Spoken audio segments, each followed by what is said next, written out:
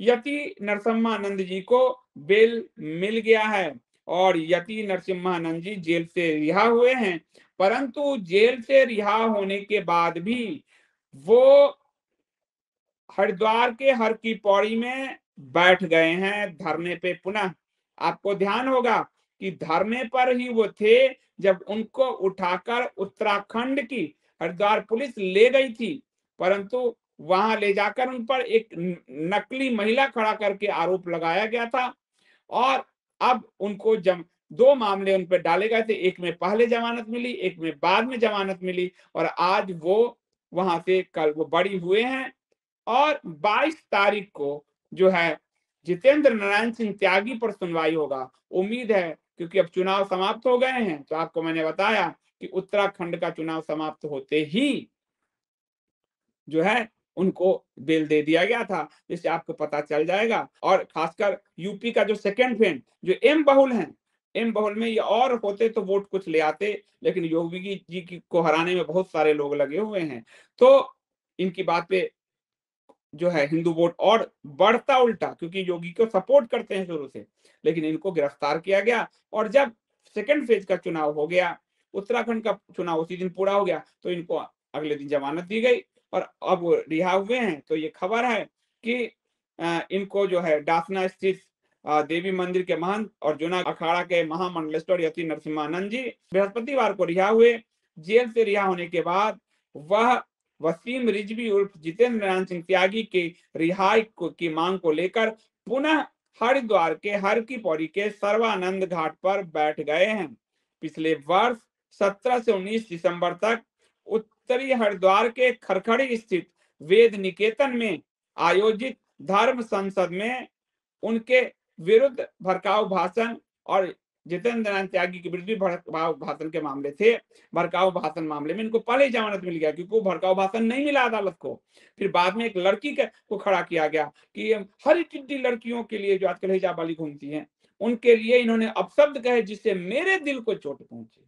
हरिद्वार की एक लड़की को खड़ा किया गया, महिला को खड़ा किया गया, महिला को। तो उस पर जो है फिर इनको 2 मुकदमे इन पे दर्ज हुए थे और पुलिस 13 जनवरी को वसीम रिजवी या जितेंद्र नारायण त्यागी को गिरफ्तार करके ले गई और उसके बाद जो है इनकी मांग को लेकर यति नरसिम्हानंद ने सर्वानंद घाट पर धरना शुरू किया।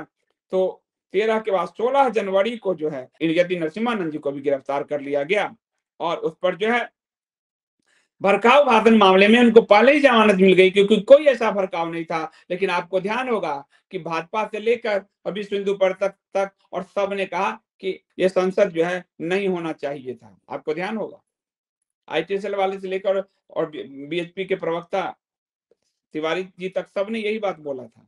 क्यों? क्योंकि हिंदू एकजुट नहीं होने चाहिए। कहीं कोई एकजुट हो गया फिर कोई पार्टी बना लिया तो मेरे हाथ का रोटी खा लेगा, तो ये डर हमेशा लगा रहता है। घर में जो ताला लटकाए हैं वो ताला लटका, कई लोग ना अपने घर में पत्नी को ताला लटका के जाते हैं, मैंने कुछ लोगों को देखे हैं। उसी तरह ही हिंदुओं को पत्नी समझ के ताला लटका देना चाहते हैं कि कोई हिंदू किसी और के साथ ना जाए, कहीं और खड़ा ना हो। इसलिए अतनु उपाध्याय की भी गिरफ्तारी हो गई थी। तो ये स्थिति है, वो आपको दिख ही गया है कि उसमें उनको कुछ मिला नहीं तभी जमानत मिला था। तो इसमें जो है आपको जमानत पे 50 हजार के 2 जमानती कोर्ट में दाखिल किए गए, उसमें इनको जो है जमानत मिल गई। लेकिन अभी भी वो धरने पर बैठे हैं।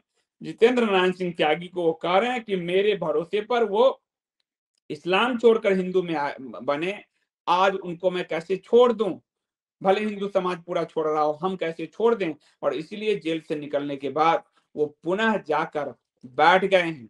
साथ ही उनके रिहाई के लिए गाजियाबाद के डीएम ऑफिस से जो देहरादून के सीएम ऑफिस तक जो पैदल मार्च उदिता त्यागी जी ने जो निकाला था, उस पैदल मार्च का भी आज अंत हो गया। यति नरसिम्हानंद जी ने कहा कि आपको देहरादून अब जाने की जरूरत नहीं है, मेरी रिहाई हो गई है, तो सर्वानंद घाट पर ही आप ये अपने पैदल मार्च को छोड़ दीजिए।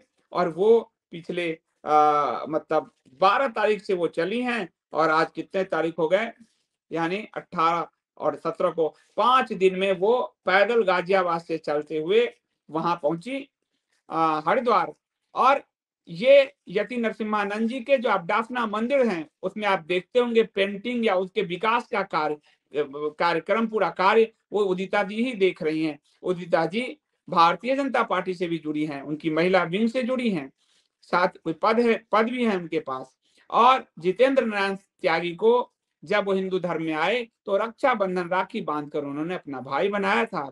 तो उन्होंने कहा कि इन सबको तो परिवार ने छोड़ दिया है, तो मैं बहन के नाते लड़ूंगी, और फिर वो पैदल मार्च उन्होंने निकाला।